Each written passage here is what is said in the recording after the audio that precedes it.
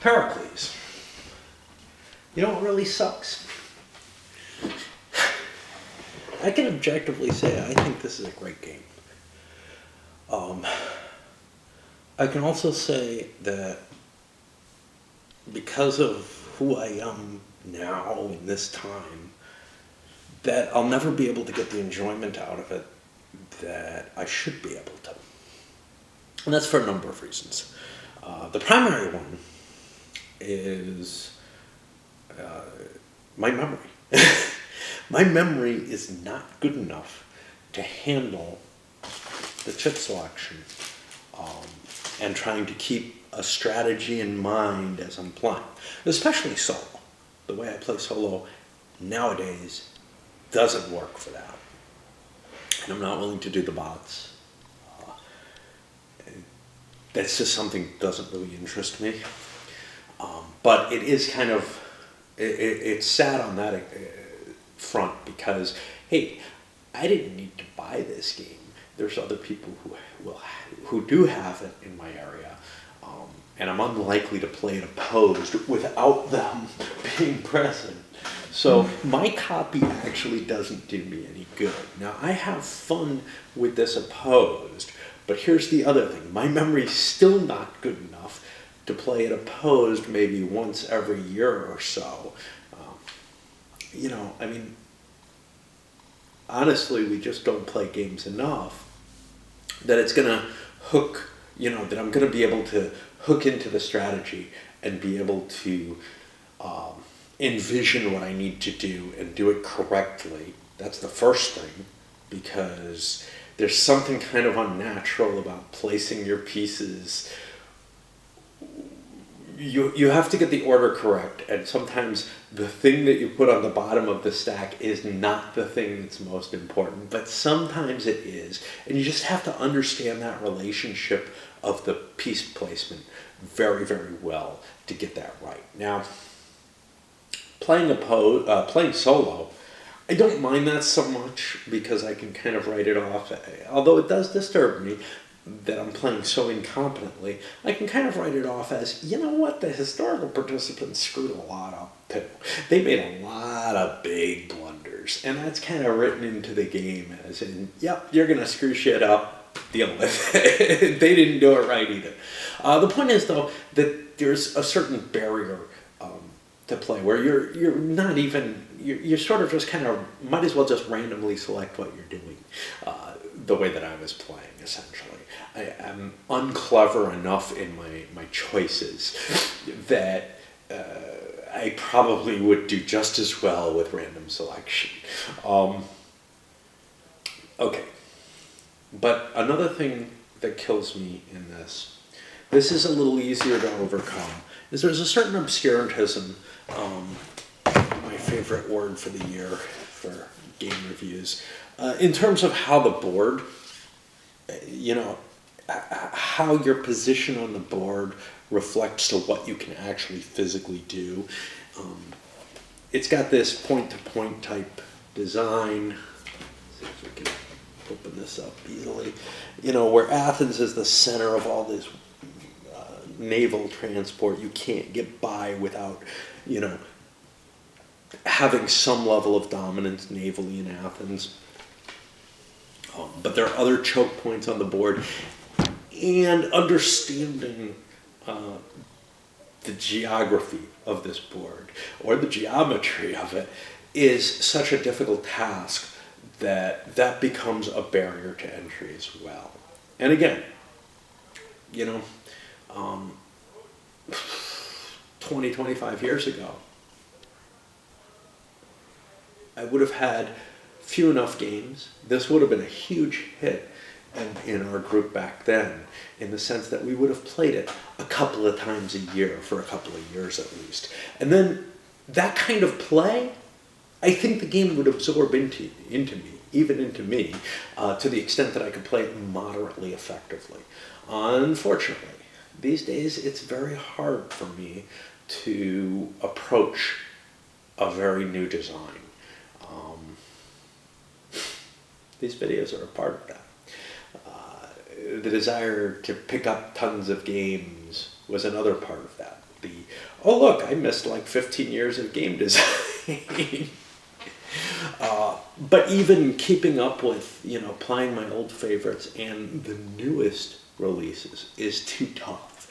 There's just too much out there. So like the nature of what I seek in a game in terms of where I'm going to get my enjoyment is just different.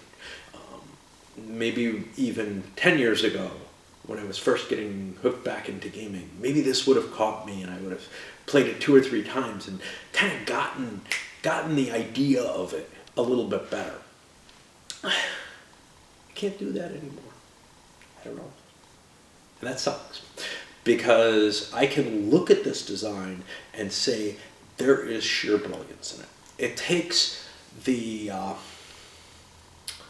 debating and negotiation that Churchill has, and by splitting it into 2 teams of 2 that are fighting each other, yet still trying to promote their own power in a very good way. And Jed Vance put it out as, there's something similar to the coin to the fire and the light, but all the coin games kind of have sort of a pairing off. Hey, you're this side, but you kind of have a natural ally in that to some extent. But here it's more explicit. You are trying to cause certain things to happen to keep you in the game or to win you the game. But within that, you're also trying to win within your particular faction. And you might want to delay winning the game in order to improve your own position. In fact, if you're really able to understand the game state completely, I think the game will go the full length almost every time, as long as people aren't blundering all over the place. Unlike the historical, it seems fairly likely somebody will stumble into winning because other people couldn't understand what's going on well enough to see that they didn't in these first couple plays. And that's going to be a very, very disheartening feature to, and a barrier to entry for the game, is that you play it once, you say, yeah, I kind of like this, but, it was over like that, and I didn't feel like I understood what the hell was going on. That's horrible, you know what I mean? However, if you can spend the time to start to absorb the patterns that you need for this game, and those include the patterns of memorization. I used to be not good at bridge, but capable of playing a game of bridge to the extent that I could enjoy it. I wouldn't count all the cards. I wouldn't know every single card that was played, but I'd know the important face cards in some suits, in most of the suits, and I would also probably have a fair idea of how many trump that were out there. I might not know how many offsuits were out there. This is like bridge in terms of the things you have to train yourself to. The problem is that bridge in the blundering stage, where you don't know what you're doing, can be kind of fun, and it's kind of short and it's easy. You play a rubber bridge, and man, that's an hour or whatever. This is a little longer commitment, and you may find yourself very much in a position where your bad moves, because you don't really get the game right away, are going to cause issues. Or the other person's bad moves are going to make it too easy for you to win. A lot of modern games, or a lot of the wargame-ish type things that are taking more modern designs, have some of that. They have this kind of, how quickly can you assimilate what the game's about? How quickly can you understand it? And if you fail on the first couple playings, and I feel like, I've done that. I've failed on a couple of playings. And it's not like I didn't put any effort at all into this, right? I mean, I played it once opposed, felt a little bemused by it, but said, wow, there's something really cool going on there. But then also, I played all the little scenarios to try to understand the pieces of the mechanisms.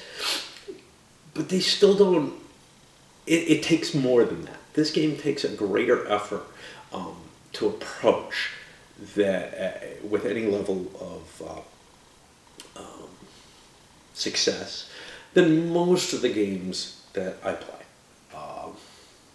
High Frontier comes to mind as one which maybe takes a pretty hefty initial commitment. The nice thing about High Frontier is if everybody's blundering in it, nobody's going to win. You're just going to kind of keep blundering and not succeed at anything. Obviously, though, with any of these, if you have one person who kind of understands the game and the other people don't, that person's just got a huge advantage, and they're just going to run away with it. However, that's usually not the circumstance that we're in playing these games, although with my current group, there tends to be one person for the games like this who does kind of play around with them, understand them, and comes in with a good grasp on what they think the game's going to be about and what they think they've deciphered from, observing the board in various circumstances, observing how the mechanisms work, and kind of getting an idea of, what they're trying to do, and maybe just putting a little bit more thought in than the rest of us did. And so we do generally tend to have someone who has a little bit more of a feel for the games in that sense. Usually when I bring a game to a group, maybe I've played it, but I try to share as much of what I've learned about the game with the other players, so that at least they have some point of reference to access it. But with something like this, I wouldn't be able to share anything terribly useful. Anyway, so what else is brilliant about this that to me puts it above Churchill? So Churchill was an interesting, almost a prototype for this in a sense, because it shows that negotiation strategy. But the board is very simple. It's abstract as hell, but it's very simple. It's easy to understand the board, but there's also not all that much trickery you can perform with it. Probably the most gotcha moment in Churchill is, how do I actually win this damn thing? The victory conditions seem really weird, and they are. And that's the obscurantism of Churchill, is how do I win it? How do I manipulate the victory conditions under, this negotiation thing, which seems fairly easy to understand once you kind of get a hook to it. A board presence that's fairly simple, but then when you try to figure out what the victory conditions actually mean and how you can manipulate them to get a victory when they seem kind of counterintuitive, that's where that game kind of throws you a monkey wrench, and that's not a good thing to me. But some people like that. Some people like that there's a trick to it, and maybe I did at one point in my life. I've just I'm seeing too many games and way too many of them that are trying to do this, and that's kind of their selling point. With this, there is no such monkey wrench. There really isn't. Everything is out there. The victory conditions are clear in the sense that, look, I gotta wipe out the opposing city-state and be on top in mine. Although the on top kind of tricked me, because it turns out it's not actually on top. It's you have to be the controlling power on the turn that you win, and then you just win, which is kind of weird. But the other part is, if you don't go to that automatic victory, you have to be you have to be in the lead in the honor, which is sort of the victory points in the game. Your city-state has to be in the lead, and you have to be in the lead out of your city-state, which seems a little bit more intuitive to the whole situation. But that's okay.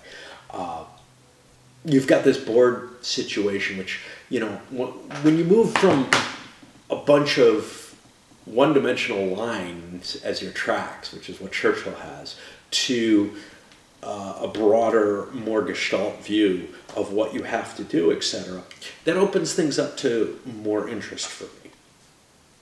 However, when you're not talking about simple area connections that kind of make obvious sense, and instead you have, these lines that have different movement, capabilities based on, it's kind of hard to unfold, but based on, how much strength you have in place, etc., it becomes a little bit more difficult to process. Hey, can I get through there? Is there a way from this part of the board to that part?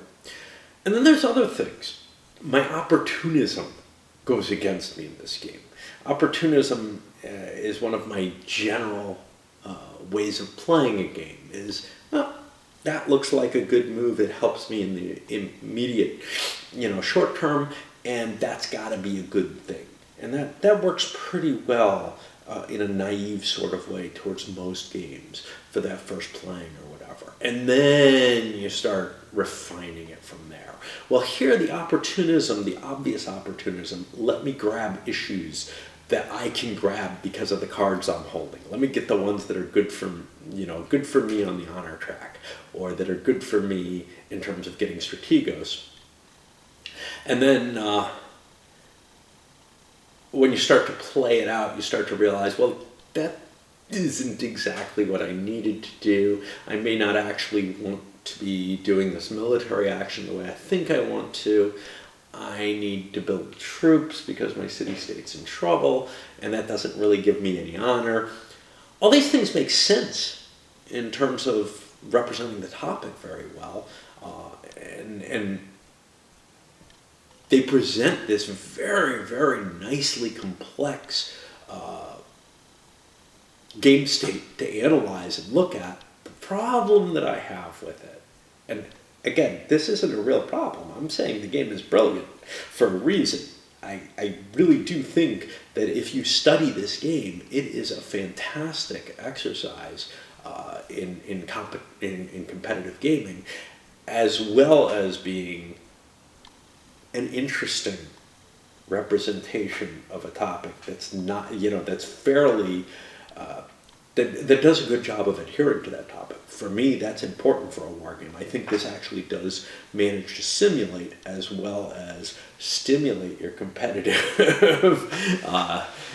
muscles, as it were. So there's a lot going on to it, but the problem is, for me, it's hard to assess and understand what's going on and, what I should be doing and everything like that. Now, for some people, that's fantastic. For some people,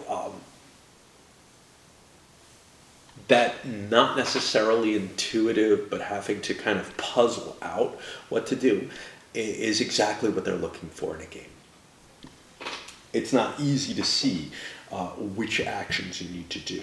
It takes a little bit of thought to even come up with, okay, let's say I want to get a base there, because that's what my victory conditions for the turn say. I want to get and keep a base there. What do I have to do to manage that?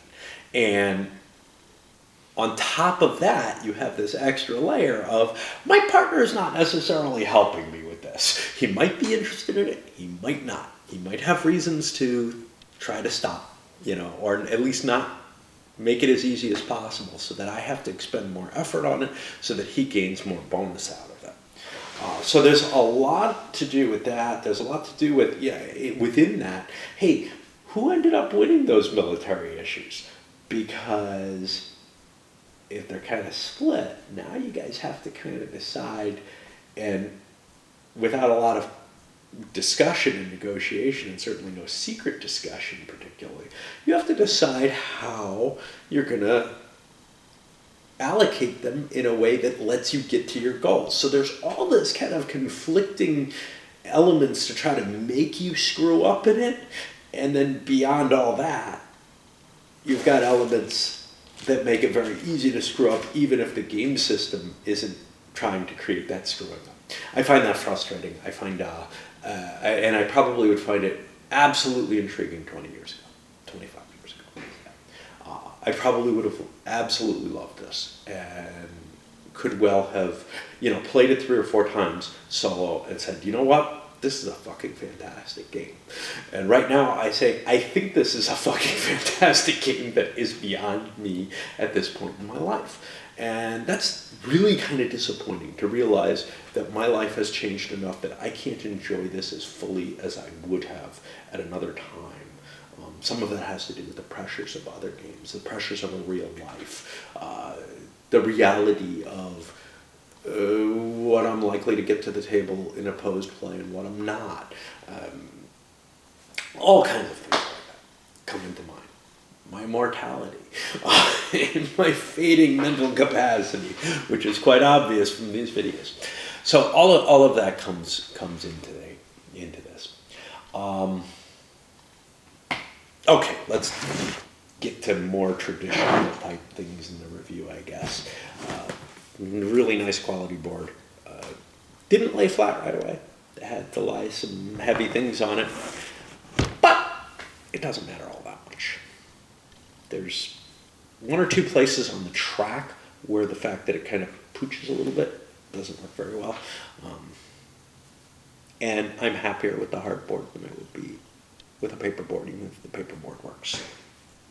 It's functionally a little better. This has a little bit of sturdiness to it. The cards, these are the stiff GMT cards. Maybe not the super stiffest of all. I'm kind of iffy about that. I don't know how well they hold up, for one thing. But they also, they're harder to shuffle. And you do a lot of shuffling in this game. Kind of like a little bit more flexible. These suckers have the sequence play on it. That's great, except that the sequence of play is not anywhere else except the rulebook, which is kind of iffy to me. The wooden bits are fantastic, as long as they're not chewed up. The counters, largely good. I have a little bit of trouble sometimes seeing them in my lighting, whatever. We're not going to talk about the bot things because I didn't use the bots, but that takes up 2 of your player aid foldouts. The other 4 foldouts are for 1 for each player, which I think is pretty necessary for this because, like with the coin games, you kind of have to zone out on at least this part of the thing. Understanding the combat chart, well, yeah, you kind of need this too. This is the setup, however, for the most part, which maybe you don't need 4 copies of. And then this summary could be useful, but maybe you don't need 4 copies of that as well. So it might have been possible to do 4 single sheets with front and back, which are the most important parts, and then maybe 2. 1 for each player with the setup, or 1 for each side with the setup and the connection summary, just to save a little bit. I don't know how big a deal that is. One of the issues with the player aid, like player aids generally tend to be, is they don't give you all the information, and the cards also don't give you all the information. Which means that there might be some questions that you resolve without consulting the rules and get the answer wrong. Can happen. Certainly to me. I know that I think I looked most things up, but who knows? The rulebook itself, I found it difficult to parse. But again, this is a completely new design in a lot of ways. The way that you handle things, especially in the board movement and everything. The only thing that's not really terribly new, well, that's not all that new to me, is the negotiation and debating, which is pretty much taken from Churchill. It was brand new in Churchill. It's not a complex system to begin with. So other than like the brain trust and stuff like that, there aren't a lot of real kinks in that. What it is complex is trying to understand what you should be putting forward as issues. And like I said, opportunism doesn't necessarily work as well as it does in most games. The counters didn't even need clipping. I used a little bit of file action on them just because for me to not prep counters before I play is like a heresy. The playbook is filled with a bunch of little scenarios that I don't think are terribly interesting except just a learning thing. And they take up, I don't know, 6 pages of it. Fair enough. You know, they serve two purposes. One is they give you kind of what's going on at different historical moments, which is kind of cool. But then they also highlight, you know, certain key mechanisms in play. Some of the scenarios are less than a turn; they're just do the debate phase and get through this, which are really, really nice towards learning that subsystem of the game. And then two basic, moderate-sized scenarios that you might actually want to play. And then the grand campaign, which is basically those two, is the length of those two jammed together, which you also might want to play. Then there's a significant amount of space designated to handling a couple of different ways of doing the solo and running the bots. It's another handful of pages. And then a big old comprehensive example of play, which focuses on the bots.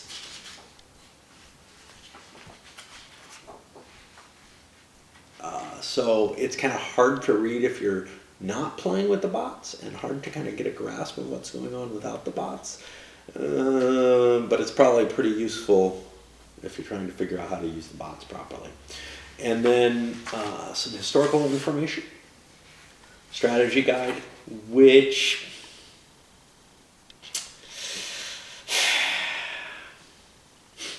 the nature of the game and the fact that there's this different type of design for the strategy, for representing the game state, makes it actually hard for me to understand the strategy in the same way that it's hard to understand the board. So my poor brain doesn't really follow just reading the strategy section terribly well. You know, it says things like, another option is to reveal a military issue and assemble several land and naval units in Boeotia, but resolving military issues in contested theaters will bring on a battle or a raid.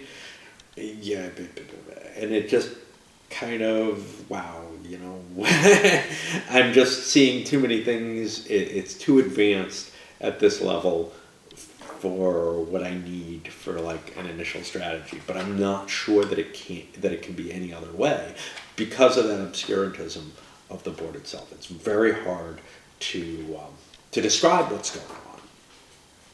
What's beautiful in this, and what might be worth the price of entry for me, is a couple of pages on design philosophy, and in particular about this game, but also a little bit broader, and it gives some nice insight into Mark Ruman's thinking that I probably enjoyed more than anything else about the game.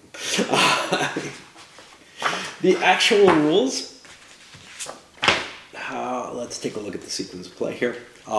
You start off with a random event card, and then you get a little bit of choice as to, you might have some extra cards at the end of the turn that you get to discard, and now you get a new hand. You divide your hand up based on what you think you're going to use, or if you used your brain trust, you get stuck with your old hand. And then players select their issues. Selecting the issues, well, if you're the opportunist, you pick them based on, you know, what your cards look like. You picked the cards based on how well they give you bonuses on issues. Then you pick the issues based on which ones your cards are on, and you buried the others, or whatever. And then if you're a better player, you zone out on this. Try to figure out what you want your city-state to do for the turn. Maybe work a little bit with your ally or partner, and try to arrange to get what you want done. In addition to winning that opportunistic fight with your ally as to how many issues you get. Churchill, the opportunism works a little bit better. It's clearer what you want to do and how to do it. So there are still some issues that maybe you don't end up trying to get done. Probably the hardest issue to get done in this is the peace issue, because you got to work not with your partner necessarily, although your partner does have some say in whether or not there's peace. They can stop that from happening. Although whoever wins the peace issue gets such a huge bonus. You have to work with one of your opposition counterparts to get that issue into play, because both sides have to succeed in getting peace played for a peace issue to come up. And that piece issue could end the game if you're on the right turn, in which case that changes the whole nature of everything. Okay, then you determine who kind of won the most issues, and they get a bonus within their coalition. And maybe they get to be controlling the faction, which really kind of gives them a handful of penalties, but there are advantages to it as well. Then you get to place your issues actually on the board. And you've got this last in, first out stack, which makes it really hard to figure out what the hell, what order you want to put things in, etc. And that's one of the things, it's one of those barriers to the initial play. That again, if I could play it a few times in a row, I think maybe I'd get the hang of it, I mean, the way like playing Dominion or Magic a few times in a row, it got me the hang of what were different kind of systems, learning. But the problem is, screwing up in this isn't necessarily fun, at least not right now. And there's a higher cost because it's a larger game. It's not like a hand of cards that goes by. And oops, I screwed up. Okay, next game I'll do better. Well, oops, I screwed up might mean you're stuck for a few hours with that mistake. Whether or not that bothers you too much, I don't know. I think once upon a time it wouldn't have bothered me as much, but now it seems to. After all those issues are placed, then you start flipping them over, alternating, and again, there might be some trickiness in this because of the order of play gets changed each time.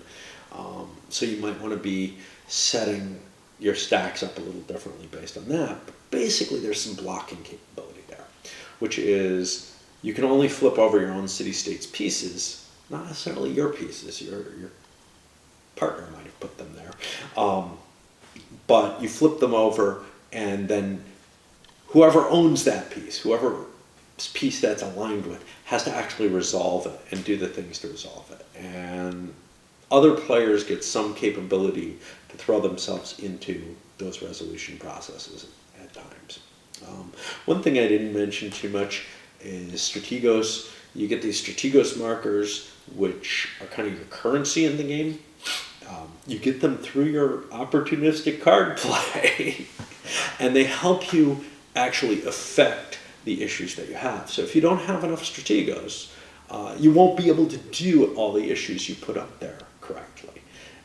If you do have enough, well, you may have selected issues that aren't as important to you then. So there's a competition there that's kind of interesting. Again, like I said, I think it's a brilliant design. It's just, it may be beyond my capacity at this point. Yeah, and then you have to maintain your units, which is just a matter of, you can have so many units based on your bases. I generally found that the desire to build units is so de-emphasized, in my play at least, and in other people's play, that barrier, the number of bases that you have doesn't generally tend to actually limit your forces.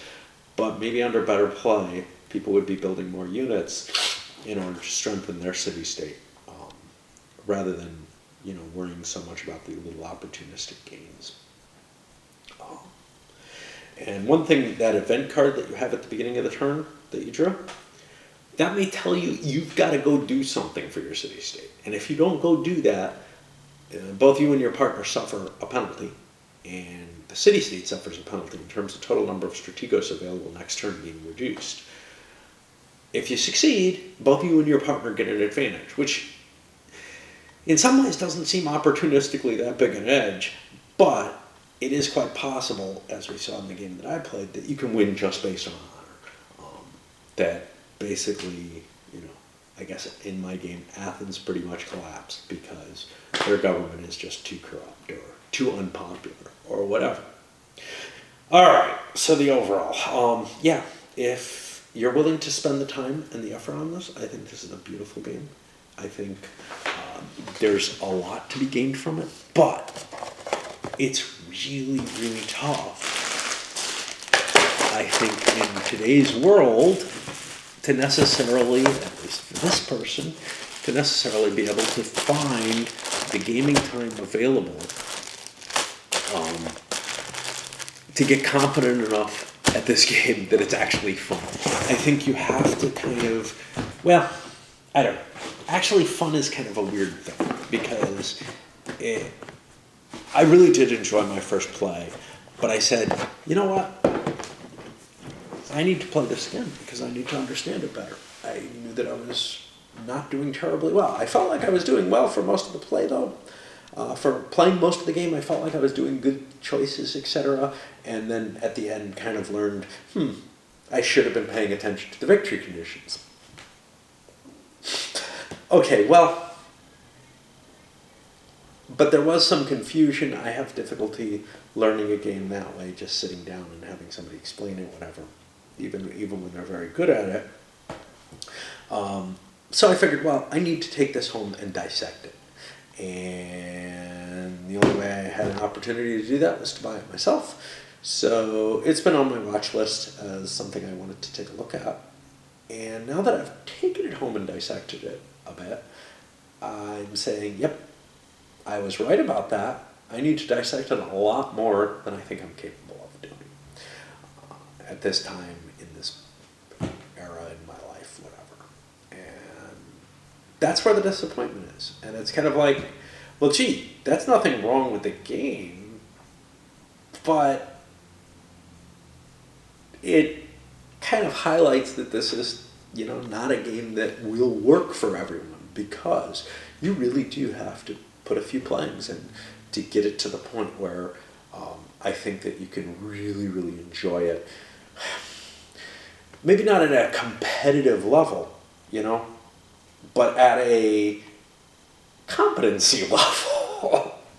And I kind of like things to be a little easier than that nowadays, I guess. I like my experience with other games to play into things enough that I can kind of grasp what I'm doing within a couple of plays of the game. Not playthroughs, not full plays. What I mean is, after playing, through a turn or something, I like to kind of feel like, okay, I see where I made some mistakes, and I see how I can correct them. Here, I don't feel like I have that. I feel like what I see is, I played through a turn or two, and I see where I would have to develop deep habits of being able to visualize what's going on in the game that I'm not going to get without a lot more playing.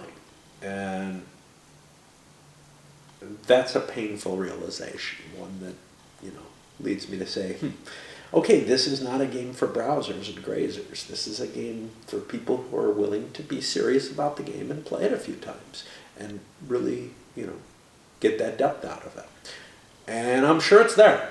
The way the subsystems link together, the way they operate, I can see the design without necessarily comprehending how to use it. You know what I mean? And even right from the beginning, I saw it and said, there's something I really like about this game. It's just, unfortunately, playing it, although it can be enjoyable, is playing it at all competently is outside of my grasp at this point. And, well, maybe I'm just too stupid.